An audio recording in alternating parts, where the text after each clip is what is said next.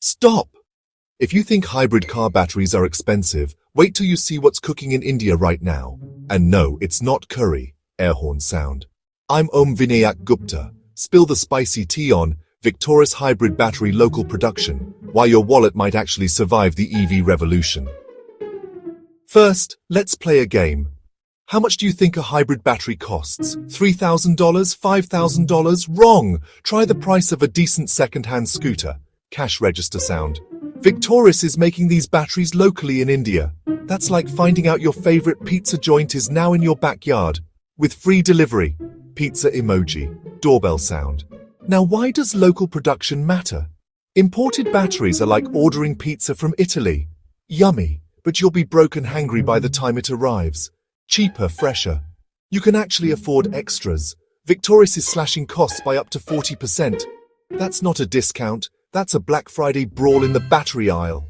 Boxing bell sound, crowd cheering. But wait, does cheaper mean lower quality? Nope. Top-tier tech local brains actually listening to customers. If you've ever been ghosted by a customer support bot, you know how rare that is. Customer support in this economy?